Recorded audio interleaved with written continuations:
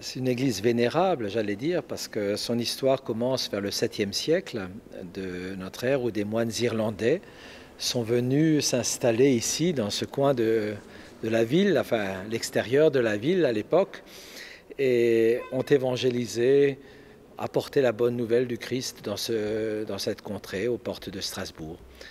L'histoire continue parce vers 1015, comme la cathédrale, un nouveau chantier a commencé ici. Une nouvelle église a été construite vers 1015 et cette église a été consacrée vers 1053 au prince des apôtres, à l'apôtre Pierre, par le pape Léon IX.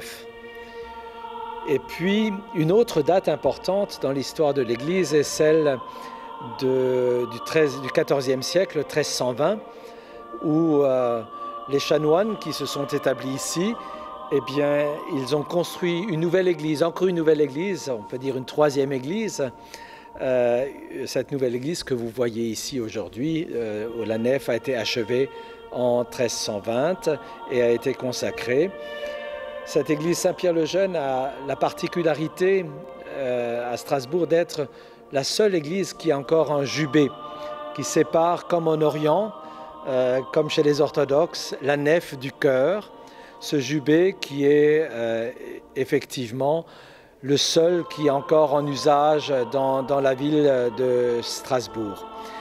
Au XIXe siècle, il y a eu une très très grande restauration de cette église et cette restauration a amené l'architecte de l'époque, Karl Schäfer, à redécouvrir l'ensemble de ces peintures qui ornent les murs de cette église, dont les plus anciennes remontent au XIVe, XVe siècle, mais celles que vous voyez aujourd'hui sont vraiment des restaurations du XIXe siècle de Karl Schäfer.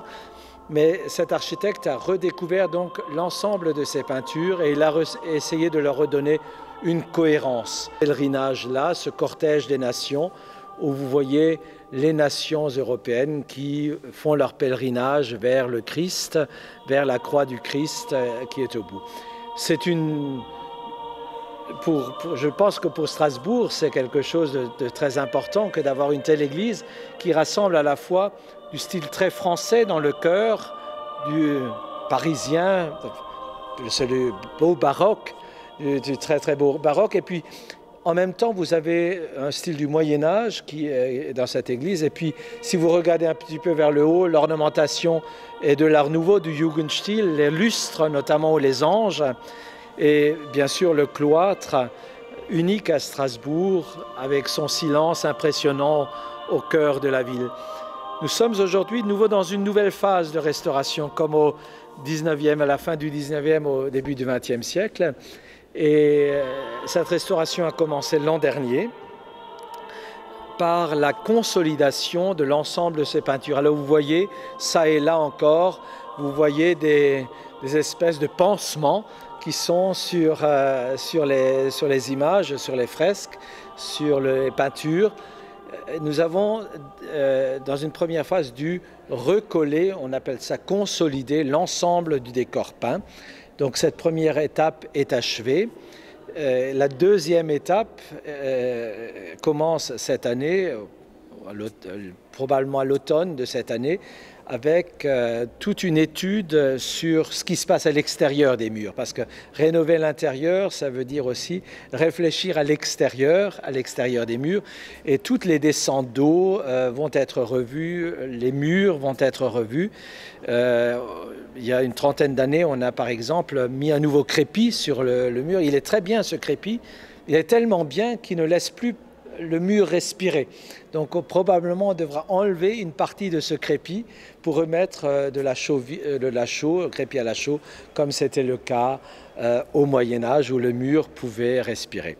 Alors bien sûr, tout cela entraîne un coût financier énorme, mais je crois que ça en vaut vraiment le coup.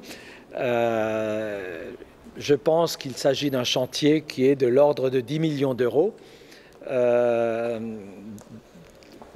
La paroisse est propriétaire d'une très grande partie de l'église. Bien sûr, la paroisse, elle seule, ne pourra pas restaurer cette église, mais avec le concours de la ville, le concours bien sûr de l'État, par l'intermédiaire des monuments historiques et du département, et certainement de sponsors d'ailleurs, nous pourrons restaurer, entretenir ce témoin de l'Europe. Parce que je pense que cette Église, par-delà sa dimension artistique actuelle, est un véritable témoignage de l'Europe. Le chœur à la française, et puis ici des peintures du Moyen-Âge, la France, l'Allemagne, et même lorsque vous regardez l'orgue, d'un côté il est peint à la française, avec des couleurs chatoyantes, et de l'autre côté il est peint comme un orgue que vous pouvez trouver à Hambourg. Et puis tous les noms de ces pays qui se trouvent sur le cortège des nations, l'Allemagne en tête et la Lituanie à la fin, mais comme vous savez, les premiers seront les derniers les premiers.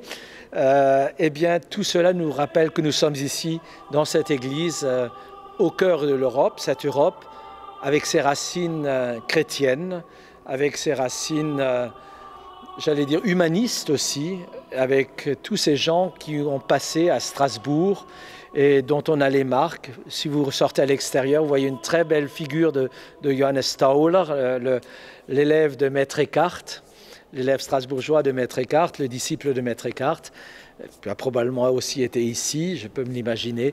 Eh bien, tout cela est une marque importante de notre culture européenne.